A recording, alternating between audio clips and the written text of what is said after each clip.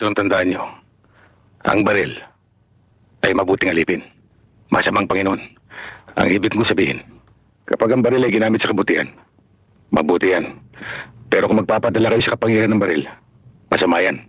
Naintindihan niyo ako? Opo. Target board clear. Target board clear. Yan, kasama natin yung mga tropa natin, no? Sa security personnel ni Vice Governor Carait at kasama yung mga tropa natin sa GSAP, yung mga tagapagsanay ng GSAP. Yan. So, ano ang ipipicture nating firearm ngayon? Ito ay ang Sarsilmas, no? Sarsilmas made in Turkey. No? This is our first time na pumutok nitong Sarsilmas. Yung mga may video ng Sarsilmas, lapit po para makita niyo yung baril niyo. Sarsilmas ka, no? Okay. So, hindi pa tayo nakaputok nito. Ito yung issue sa mga tropa natin na body vice prop, no? Shout out po, Attorney J.M. Carait, Vice Governor ng Laguna, no? Probinsya ng Laguna.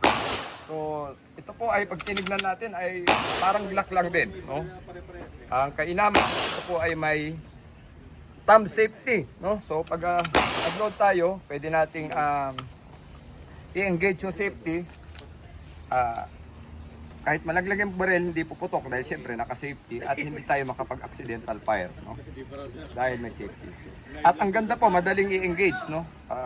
Once you draw your gun, automatic pagbunot ninyo, pwede nyo ibaba ang safety, putok. Tumagdingi yung board, no?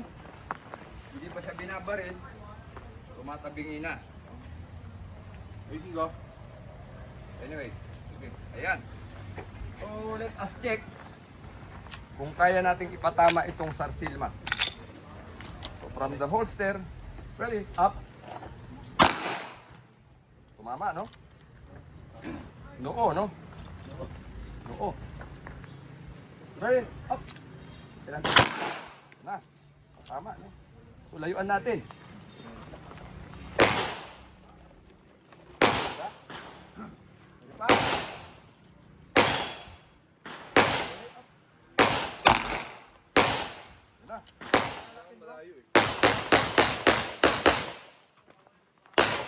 Ito po ang patama ng Sarsilmas, no?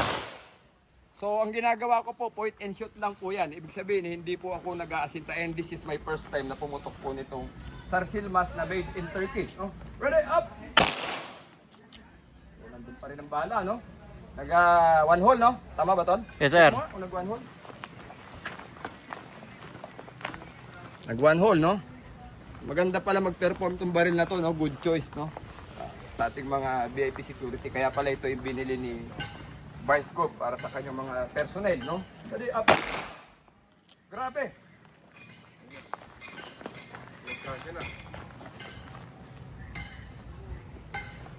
So ito, masamang tao to, no? Nangu-hostage siya, no? So ayaw niyang ma-negotiate. Sasaktan po niya yung babae. So dapat mabilis tayong mag-react kasi pag nagkamali tayo, baka mabaril po niya yung babae. So, tinamaan, ulo, no? Pero masyadong mataas, pero ulo pa rin, no? Pero dapat ilapit natin.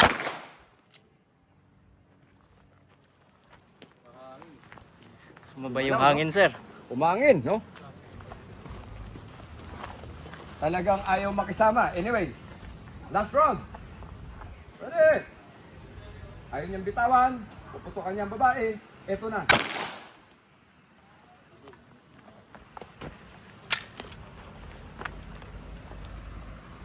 So, ayan. Ito po ang Sarsilmas, no? Sa sa ilong, no? So, maraming salamat po, Gun Safety Advocate of the Philippines. Mabuhay po tayong lahat. Ito po ang gamit natin ngayon, no? Made in Turkey. SAR-9. No? Sa mga naka-SAR-9 na kapatid natin sa GSAP at mga kapatid natin sa gun community, tingnan natin paano to magpe-perform. Ang babarilin natin ay yung kulay pula na balloon, no?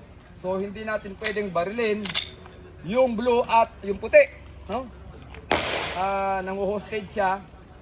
Dikit-dikit sila, dalawang hostage niya, no? Malikot, gumagalaw, no? Ito yung gustong-gusto natin, yung gumagalaw, no? Para mas realistic at makikita natin kung talagang we are confident to shoot this pistol. Layo pa tayo para mas maganda, no? Bigyan natin ng partida itong Sarsilmas, no? Para malaman natin kung paano mag-perform, no? Itong baril na to. Actually, parang ang pakiramdam ko sa kanya, no? Hindi ko alam ang presyo nito. I don't know kung sinong nagbebenta nito. Pero I think isa sa magandang option yung baril na ito kasi napaka-accurate and precise ng patama natin dito kanina. Accurate at balanse ang baril. So babaril natin ang pulang lobo ngayon kung tatamaan. Tinamaan, no? So dapat tamaan din natin yung asul. Dapat tamaan natin yung puti. Tamaan natin yung ulo ng target. Check.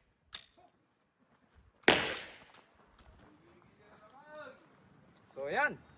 Mabuhay ang Gun Safety Advocates of the Philippines. Yun, salamat sa tiwala ni Vice Governor Karait ng Laguna dahil ang mga VIP security niya nandoon. Okay? So tinetrain natin sila para alam nyo, para ma-secure nila yung ating kagalang-galang at mahal na Vice Governor Karait. Yun lamang po, magandang hapon po, Gun Safety Advocates of the Philippines. Duke or firing range?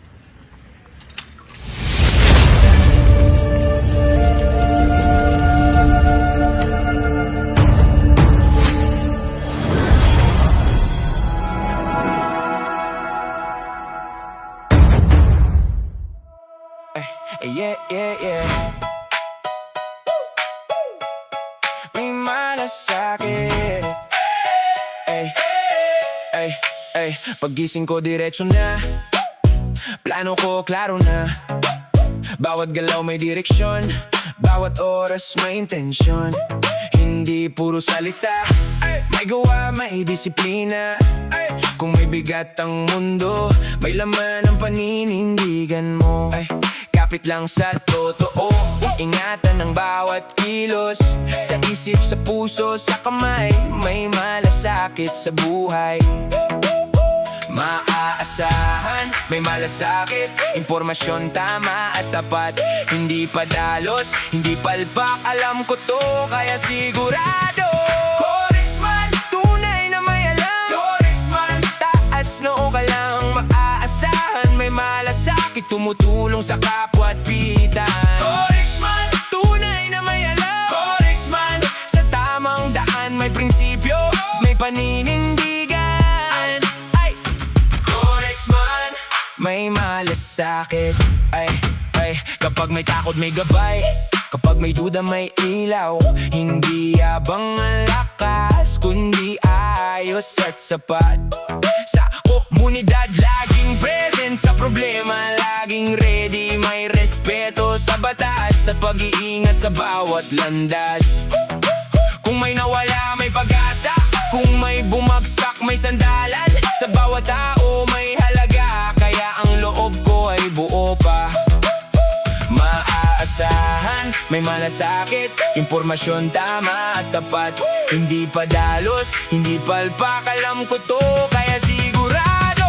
Corexman, tunay na may alam. Corexman, taas noo ka lang. Maaasahan, may malasakit. Tumutulong sa kapwa at piitan. Corexman, tunay na may alam. Corexman, sa tamang daan may prinsipyo, may paninindigan.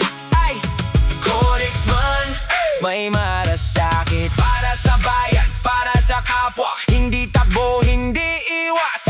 Kung may pasanin, hahatakin ko hanggang umangat ang bawat isa. Iba ang ingay sa katotohanan, iba ang tapang sa kapahamakan. Kaya ang pangalan ko'y dala ng pag-asa at disiplina.